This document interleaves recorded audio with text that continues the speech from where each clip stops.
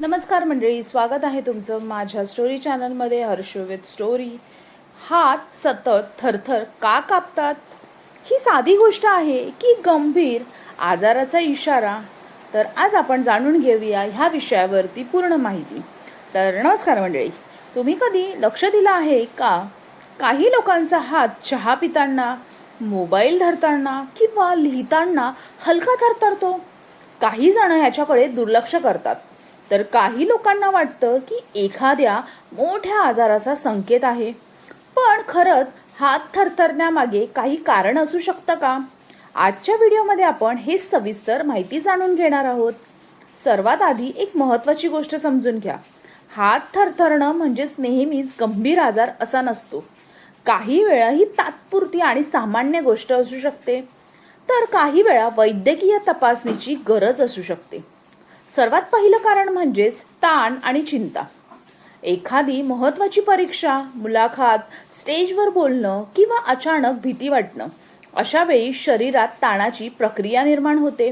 त्यामुळे काही लोकांचे हात काही काळासाठी थरथरू शकतात. परिस्थिती शांत झाल्यावरती हा थरथराही कमी होतो. दुसरं कारण म्हणजेच कमी रक्तातील साखर. तर कमी रक्तातील साखर म्हणजेच बराच वेळ काही न खाणं, जेवण चुकणं किंवा काही लोकांमध्ये मधुमेहाच्या औषधांमुळे रक्तातील साखर कमी होऊ शकते. अशा वेळी हात थरथरण्यासोबतच घाम येणं, चक्कर येणं, अशक्तपणा किंवा भूक लागणं अशी लक्षणंही दिसू शकतात. तिसरं कारण म्हणजे जास्त प्रमाणात चहा. जर तुम्ही जास्त प्रमाणात चहा, कॉफी किंवा कॅफिनयुक्त पेयांचे सेवन, कॅफिनचं प्रमाण जास्त झाल्यास काही लोकांमध्ये हात थरथरणं, हृदयाचे ठोके वाढणं किंवा अस्वस्थ वाटणं ही लक्षणं दिसू शकतात. चौथं कारण म्हणजेच पुरेशी झोप न मिळणं. पुरेशी झोप न मिळणंच म्हणजेच थकवा येणं, अनेक दिवस सतत कमी झोप घेणं किंवा शरीरावरती जास्त ताण येणं, यामुळेही हात काही वेळ थरथरू शकतात. पाचवं कारण म्हणजेच औषधांचे दुष्परिणाम. काही वेळा औषधांचे दुष्परिणाम आपल्या शरीरावरती लवकर होतात, त्यामुळेच हात थरथरण्याची तक्रार होऊ शकते. जर नवीन औषधं सुरू केल्यानंतर हा त्रास सुरू झाला असेल तर डॉक्टरांचा सल्ला घेणं योग्य ठरेल. सहावं कारण म्हणजेच थायरॉइड किंवा काही इतर आरोग्य समस्या. काही लोकांमध्ये थायरॉइड जास्त सक्रिय असणं, काही न्यूरोलॉजिक आजार किंवा इतर वैद्यकीय कारणांमुळे हात थरथरू शकतात. त्यामुळे वारंवार किंवा वाढत जाणारा थरथराकडे दुर्लक्ष करू नका. काही लोकांमध्ये वयानुसार होणारा इसेन्शियल ट्रेमोर नावाचा थरथरा देखील आढळतो.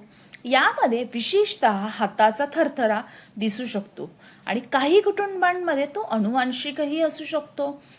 तर हा पार्किन्सन रोगांपेक्षा वेगळा असतो आणि प्रत्येक थरथरा म्हणजेच पार्किन्सन असं समजणं चुकीचं आहे. आता प्रश्न येतो, डॉक्टरांकडे कधी जावं? जर हाताचा थरथरा सतत वाढत असेल, दैनंदिन कामांमध्ये अडथळा येत असेल, बोलण्यात, चालण्यात किंवा संतुलन राखण्यात अडचण येत असेल किंवा अचानक सुरू झालेला असेल, तर न्यूरोलॉजिस्ट किंवा योग्य डॉक्टरांचा सल्ला घेणं खूप महत्त्वाचं आहे. स्वतःची काळजी कशी घ्याल? नियमित झोप घ्या, संतुलित आहार घ्या, वेळेवरती जेवा, ताण कमी करण्याचा प्रयत्न करा, कॅफिनचं प्रमाण मर्यादित ठेवा किंवा कोणत्याही औषध डॉक्टरांच्या सल्ल्याशिवाय सुरू किंवा बंद करू नका. लक्षात ठेवा, हात थरथरण्याचं कारण प्रत्येक व्यक्तीत वेगळं असू शकतं. त्यामुळे इंटरनेटवरील माहितींवरती अवलंबून राहण्यापेक्षा योग्य तपासणी करून कारण समजून घेणं अधिक महत्त्वाचं असू शकतं. तर मंडळींनो, आजचा विचार आपला आहे की शरीरातील प्रत्येक छोटा बदल हा भीतीचं कारण नसतो, पण तो समजून घेणं आणि गरज पडल्यास योग्य वेळी डॉक्टरांचा सल्ला घेणं हीच खरी शहाणपणाची गोष्ट आहे. जर तुम्हाला व्हिडिओ आवडला असेल तर लाईक करा, शेअर करा आणि अशाच हेल्थ आणि मोटिवेशन विषयांवरती हर्षू विथ स्टोरी ह्या चॅनलला सबस्क्राईब करायला विसरू नका. सर्वात आधी जा आणि सर्वात पहिले चॅनलला सबस्क्राईब करा. तुमचं एक सबस्क्राईबसुद्धा माझ्यासाठी खूप महत्त्वाचं आहे. तुमचा सपोर्ट माझ्यासाठी खूप महत्त्वाचा आहे. धन्यवाद. निरोगी राहा आणि स्वतःची काळजी घ्या. आणि मला नक्कीच तुम्ही कमेंटमध्ये सांगा की तुम्हाला पुढच्या कोणत्या विषयावरती माहिती हवी आहे ती. मी तुमच्यासाठी तसे नवनवीन विषयांवरती नवनवीन व्हिडिओज बनवत राहील आणि तुम्ही बघाल, पण त्याआधी तुम्हाला सबस्क्राईब